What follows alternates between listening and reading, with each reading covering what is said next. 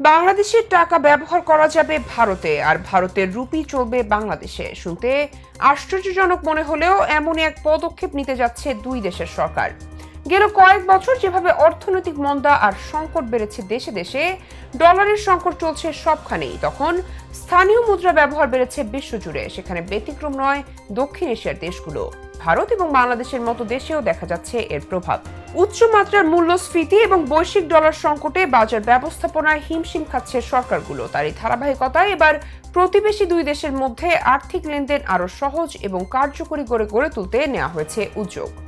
C হিসেবে বাংলাদেশে চালু হতে যাচ্ছে ভারতীয় মুদ্রার রূপে, অন্যদিকে ভারতে চালু হতে যাচ্ছে বাংলাদেশি মুদ্রার টাকা পে। কিন্তু কিভাবে কাজ করবে এই সার্ভিস? এর থেকে কি কি সুবিধা পাবে সাধারণ মানুষ? বাংলাদেশ এবং ভারতের মধ্যকার আন্তঃবাণিজ্যিক সম্পর্ক সহ বাড়ছে কূটনৈতিক পরিসরও। বিগত দশকগুলোর ধারাবাহিকতায় প্রতিবেশী দেশ হিসেবে সবার আগে বাংলাদেশকে প্রাধান্য দিয়ে প্রথম সরকার প্রধান হিসেবে ভারতে রাষ্ট্রীয় সফর করেছেন বাংলাদেশের প্রধানমন্ত্রী শেখ হাসিনা।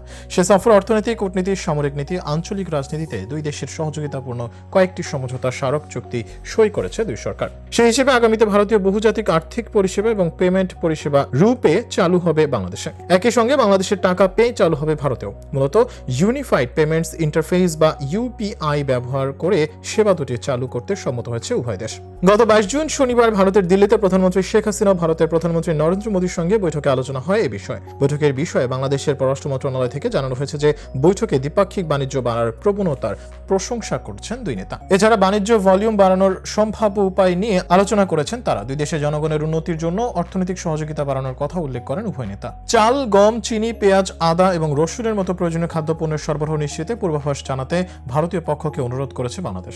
উভয় পক্ষই উল্লেখ করেছে ব্যাপক অর্থনৈতিক অংশীদারত্ব চুক্তি অর্থাৎ সিইপি এর দ্রুত সমাপ্তি ব্যবসা বাণিজ্যের ক্ষেত্রে চলমান সহযোগিতাকে আরো উৎসাহিত করবে। বিশেষ করে বাংলাদেশ থেকে যারা ভারতে যাবেন তাদের জন্য এখন মুদ্রা হিসেবে রুপির পরিবর্তে টাকা ব্যবহারের সুযোগ আসছে। একই সাথে বাংলাদেশে আসা ভারতীয়রাও পাবেন রুপি ব্যবহারের সুযোগ। দুটি পরিষেবা চালু হচ্ছে দুই দেশের সার্বিক ব্যবস্থা বিবেচনা। এছাড়াও দুই নেতার বৈঠকে ডিজিটালাইজেশন, মহাকাশের শান্তিপূর্ণ ব্যবহার, যৌথ ক্ষুদ্র উপগ্রহ প্রকল্পের উন্নয়নে সহযোগিতা বৃদ্ধির জন্য সহযোগিতার নতুন ও উদীয়মান ক্ষেত্রগুলোর সম্ভাবনাকে কাজে লাগানোর গুরুত্ব স্বীকার করেছে উভয় পক্ষই। প্রসঙ্গত, বাংলাদেশের টাকা পে, ভারতের রুপি কার্ড, শ্রীলঙ্কার লঙ্কা পে, পাকিস্তানের পাক পে এবং মধ্যপ্রাচ্যের সৌদি আরবের মাদা কার্ড নামে নিজস্ব কার্ড রয়েছে, যার ব্যবহার হচ্ছে বিভিন্ন দেশের সাথে আন্তঃবাণিজ্যিক লেনদেনের ক্ষেত্রে। গেল 21 জুন ভারতের প্রধানমন্ত্রী নরেন্দ্র মোদীর আমন্ত্রণে দিল্লি সফরে যান প্রধানমন্ত্রী শেখ হাসিনা। টানা তৃতীয়বারের মতো বিজেপি জোট সরকার গঠনের পর ভারতে কোন সরকার প্রধানের এটি প্রথম দ্বিপাক্ষিক সফর। সেখানে 22 জুন ভারতের প্রধানমন্ত্রী নরেন্দ্র মোদীর সঙ্গে বৈঠক করেন শেখ হাসিনা। তবে আন্তর্জাতিক কার্ডের উপর নির্ভরতা কমানোর পাশাপাশি বিদেশি মুদ্রা সাশ্রয়ে চালু বাংলাদেশের নিজস্ব কার্ড টাকা পে চালু হয় 2023 সালের 2 নভেম্বর। টাকা পে হলো এক ধরনের ডেবিট কার্ড, যে কার্ডের মাধ্যমে প্রচলিত ভিসা বা মাস্টার কার্ডের মতো লেনদেন করতে পারবেন গ্রাহকরা।